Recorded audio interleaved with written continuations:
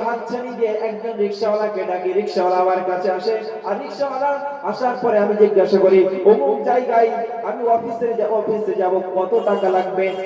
যে রিকশা চালক ছিলেন সে বলল, সাহেব আপনার ইচ্ছা, আপনি যত টাকা দেবেন। সুতরাং আমি গাড়িতে চেপে গেছি আর দেখছি যে ওই যে রিকশাওয়ালা প্রত্যেকটা পেট্রোল ভরায় আর বলে সুবহানাল্লাহ, পেট্রোল ভরায় বলে আলহামদুলিল্লাহ, হাতে একটা তাসবিহ আছে, প্রত্যেকটা পেট্রোলে আলহামদুলিল্লাহ, আল্লাহু আকবার, সুবহানাল্লাহ, আলহামদুলিল্লাহ। আমি অবাক হয়ে গেছি। আজ বহুদিন ধরে আমি ঘোরাঘুরি করি, অনেকগুলো রিকশা দেখেছি, রিকশাওয়ালা দেখেছি, কোন রিকশাওয়ালা এই রিকশাওয়ালার মতো পাই নাই।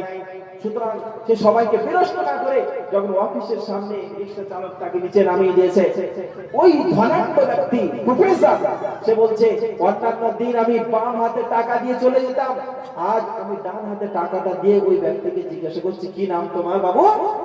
বলছে, আমার নাম আব্দুস সালাম। কেমন আছো? যখন প্রফেসর আব্দুস সালামকে বলছে কেমন আছে বাবু, প্রফেসর বলছে, প্রফেসর এই তখন রিকশা চালক বলছে, প্রফেসর স্যার, যদি দুনিয়াতে দুটো মানুষ যদি সব চাইতে সুখী থাকে তার মধ্যে আমি একদম এক। বলে, তুমি সুখী আছো, তা তুমি রিকশা চালাচ্ছ কেন? আমি স্যার, যিনি প্রফেসরদের বিষয়ে ভাবছে, যদি কোন মানুষ সুখী হতে চায়, সুখী হতে হলে তার থাকবে বিল্ডিং বাড়াখানা, তার থাকবে গাড়ি বাড়ি, আর একটা রিকশা চালক সে বলছে দুনিয়ার এক নম্বর সুখী আমি আছি। জিজ্ঞাসা করলো, কি ব্যাপার, তুমি কেমন সুখী আছো, একটু বিস্তারিত বলো।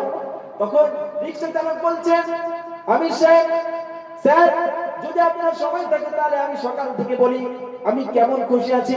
তখন স্যার বললেন, বলো তুমি আব্দুস সালাম কেমন খুশি আছো? তখন আব্দুস সালাম তার সকাল থেকে বাড়ি থেকে বার হওয়াটা ওই প্রফেসরকে শোনাচ্ছে। স্যার, আমি যখন বাড়ি থেকে বার হই আমার